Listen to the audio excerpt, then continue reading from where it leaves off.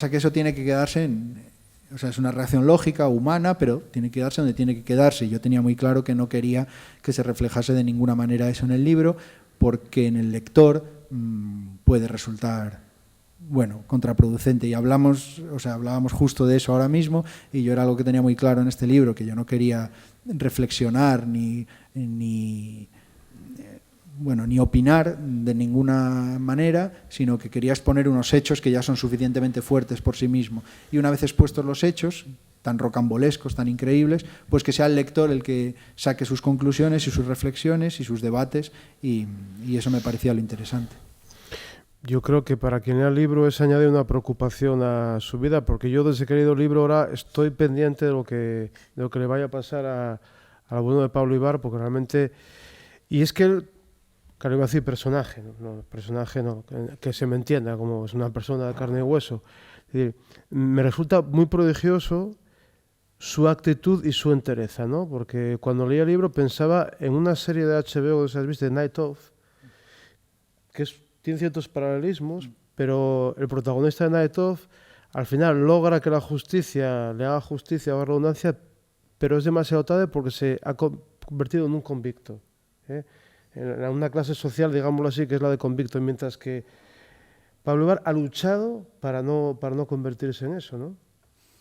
Sí, ahí me encontré con una persona con una fuerza mental bestial, porque, bueno, una cosa que a mí me parece muy interesante es que, o por lo menos que a mí me resultó muy interesante cuando le fui a ver al Corredor de la Muerte, etcétera, es que el verdadero sufrimiento es mental, es psicológico, porque lo primero que nos llama la atención, pues, de un sitio así es que si la violencia, que si las peleas, que si...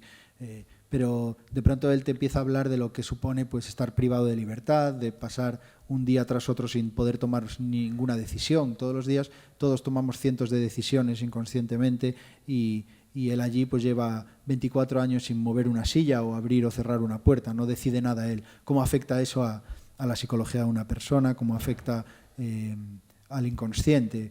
Pablo primero fue preso físicamente, y desde hace un tiempo su inconsciente también, porque sueña. Cuando sueña, pues siempre está preso, ya no es libre.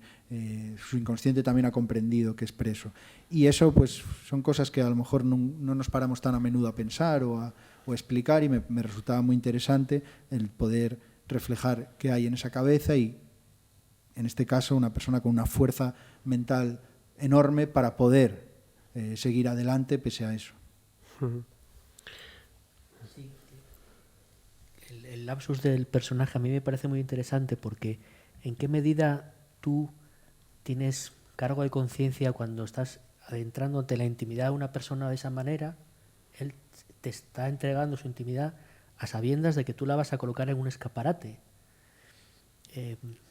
¿Cómo llevas eso, ¿no? ¿Cómo te contienes, o cómo gestionas eso a la hora de escribir y de...? Sí, lo llevo mal. Sí, lo llevo mal, porque es una responsabilidad muy grande, porque estamos hablando de una persona que se está jugando la vida, y entonces muchas veces me agobia el pensar que algo le puede perjudicar, o alguien puede usar algo de lo escrito en su contra, o yo qué sé, de alguna manera incluso tengo miedo de que él pueda llegar a pensar que se frivoliza sobre el tema, o que yo estoy sacando partido de una situación en la que a él le genera mucho sufrimiento. Todo eso me asalta constantemente a la cabeza, y es algo que obviamente no llevo mal, porque escribir sobre alguien que está padeciendo eso y que lo sigue padeciendo es una responsabilidad muy grande. Entonces no es fácil ni agradable. Así que bueno, espero que... Pero entonces, esta pregunta que te voy a hacer yo todavía no me la he respondido. Pero, entonces, ¿por qué lo haces? No sé. Porque, bueno, creo que era una historia que merece ser contada y sobre todo merece ser conocida. Creo que primero hay una ambición periodística, el descubrir una historia interesante y sentirte impulsado a escribirla, y después hay algo que me lleva a entender que esa historia es digna de ser conocida, y bueno, eso me empujó a escribirla. La verdad es que igual en tiempos pues hubiese preferido publicarlo cuando todo hubiese acabado, pero también, bueno, hay otros factores, y incluso hasta comerciales de la editorial, etcétera, que bueno, tampoco es que le vea ningún problema, pero que de repente te hacen ver que, oye, que no necesitas el final es Vox Populi, todo el mundo va a conocer el final, el día que suelten a Pablo Ibar, pues todo el mundo lo sabrá instantáneamente, lo que la gente quiere es conocer la historia, el antes, el por qué ha llegado hasta aquí, el cómo se siente habiendo llegado hasta aquí, y eso es interesante, y bueno, yo también creo que lo veo así, y lo que pasa que tiene ese otro lado, que es el de la responsabilidad de, bueno, de poner en el escaparate una cosa que está ahora mismo en juego y que es tremendamente delicada. Yo creo en el fondo que no hay nada que le pueda perjudicar, al revés, yo creo que, en fin, que el libro le está dando visibilidad, la gente lo está conociendo y bueno, al final está haciendo que, de hecho aquí la asociación Pablo Ibar contra la pena de muerte, pues apoya mucho el libro, cree que es muy beneficioso, en fin, yo creo que a largo plazo la lectura es positiva, si hablamos de lo puramente humano, de cómo le puede perjudicar o no, pero ahora mismo es todo tan delicado que es difícil llevarse. ¿Y él ha leído el libro, Tacho? No, porque obviamente él ahora mismo está en lo que está, que es salvar su vida. Bueno, entonces digamos que bueno, ahí su única preocupación es sacar esto adelante y tiene temor a cualquier otra cosa y tiene temor incluso al libro. Entonces, bueno, digamos que está ahí concentrado y ya habrá tiempo. Pues, es lo importante, vamos. Sí, había alguna... Sí. El que alguien saque a la luz su inocencia o visos de su inocencia es liberación, no carga. Ojalá, yo creo que se verá más claro cuando oficialmente sea inocente y la sentencia le absuelva, pues yo creo que ahí o por lo menos yo veré la historia de una manera más relajada. Yo no quería, no sé si hago una intervención más, acabar la sesión sin hacer, aunque sea una mera mención al otro libro de Nacho, al Nos parece lo mejor, su libro en el que cuenta por qué es el Depor y por qué se hizo el Depor, que viene a confirmar algo que se confirma continuamente, que siempre la clave de cualquier aficionado a un equipo está en la infancia, casi siempre, ¿no? O sea, y los abuelos y las abuelas que tienen un papel muy, muy importante, ¿no? Pero sobre eso hay una cosa que me interesa que va más allá de lo estrictamente futbolístico. Es decir, hay una parte al final del libro que tiene su gracia, pero también es muy significativa, en la que cuando tú abandonas el periodismo deportivo, vienes a comentar que hay una incompatibilidad para ti entre ser periodista deportivo y ser hincha del equipo, que eso lo vivías mal, ¿no? Y yo la verdad es que vi eso como de una manera a lo mejor no premeditada, pero como un gesto de honestidad, porque curiosamente ahora mismo el periodismo deportivo está lleno de hinchas, ¿no? Entonces dije, bueno, pues, hace falta más casos como el de Nacho Carretero en este caso, ¿no? Bueno, es una lectura que en realidad no era intencionada. Lo mío era mucho más banal.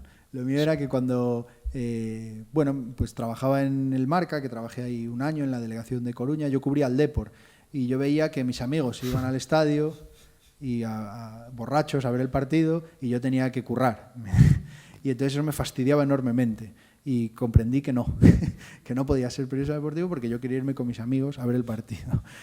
Luego es verdad que podemos hacer una lectura más de honestidad y tal, te la acepto, pero es curioso porque, bueno, a mí me coincidió el año que el Depor llegó a las semifinales de la Champions contra el Oporto y aquello era una cosa, el Depor a las puertas de llegar a una final de la Copa Europa. Y yo viajé a Oporto a ver el partido y tal, que empató allí el Depor a 0, y volviendo en el autobús, quedaba el partido de vuelta pendiente, y bueno, si lo ganaba el Depor íbamos a ir a la final. Yo en el autobús, y lo cuento en el libro, pues empecé a pensar, si llegaba a la final, ¿qué iba a hacer? Porque de ninguna manera quería perderme esa final. Y yo trabajaba en el Marca, pero también trabajaba en Radio Nacional, en los dos sitios. Y bueno, mi única conclusión fue que iba a dejar los dos trabajos y que me iba a ir a la final. Y entonces durante el viaje de vuelta estuve pensando en cómo se lo iba a decir a mi madre, cómo le iba a decir a mi madre que iba a dejar mi trabajo por un partido de fútbol, que es lo que ella iba a entender, obviamente, que en realidad es lo que era. Y me costó, estaba amargado, decir, oye, ¿cómo le explico ahora a mi madre que tengo dos trabajos y que los voy a dejar para ir a la final? No iba a ser fácil. Bueno, por suerte en ese sentido el Depor perdió, no se clasificó para la final y mantuve los dos trabajos. Luego hay un paralelismo curioso de cómo el Superdepor empieza a ir en línea descendente, coincidiendo con una crisis tuya profesional que os echan del diario que por un ERE. Es curioso ese paralelismo también, ¿no? Sí, la crisis en todos los sectores y sí, yo ahí iba de la mano con el equipo cuando empezó a ir mal, a mí también. Por suerte ahora no sigo de la mano porque el Depor está en segunda otra vez. Claro. Pero sí, bueno, el libro en Sí. realidad es un anecdotario, es un libro que utiliza el fútbol o el equipo como un pretexto para, bueno, para hablar pues de la identidad, de la Claro. pertenencia a una ciudad. Yo creo que eso se entiende muy bien aquí, ¿no? Una ciudad más o menos pequeña y muy orgullosa de lo suyo, y el fútbol o el equipo de fútbol como un elemento más, ¿no? de esa identidad y de ese orgullo. Y además el fútbol es muy pasional, entonces bueno, canalizar por ahí la pasión creo que también es sano en vez de por otros lados, y al final entender que de pronto en lo que se ha convertido el fútbol, un negocio, una maquinaria, pues que como hincha de tu equipo ya sepas que ganar no vas a ganar nada, pero que el orgullo esté en que pues seas del equipo de tu ciudad y que el estadio se llene de gente y sean del equipo de tu ciudad. Y ahí está la victoria frente a una maquinaria cada vez más difícil de merchandising, de publicidad, pues cada vez es más difícil que un niño sea del Oviedo en vez del Barça o del Madrid, y cuando ves a un chaval con la camiseta del Oviedo, pues sientes que es algo tuyo y te produce una satisfacción muy tonta, pero también muy humana, y yo creo que eso está bien que ocurra. Bueno, nos dicen los que mandan que tenemos que acabar ya. Muchas gracias por su presencia, muchas gracias a Nacho por... Una cosa, Fernando, Sí. simplemente que sepa todo el mundo que ahora, Iba a decirlo, sí. si alguien quiere acompañarnos y seguir charlando, vamos a ir a cenar a la Cuadra Antón. Entonces, todo aquel que quiera acompañarnos puede... Y que está todo pagado. No, todo pagado no, cada uno por su bueno. cuenta. Y también decir que esta charla que hemos mantenido con Nacho Carretero forma parte del ciclo La Huella del Tigre, que es una de las actividades paralelas que hay al Premio Tigre Juan. Entonces, yo en nombre de Tribuna Ciudadana agradecerle a Nacho el que aceptara nuestra invitación. Muchas gracias a vosotros. Y espero que continúes con esta línea. Gracias. Muchas gracias.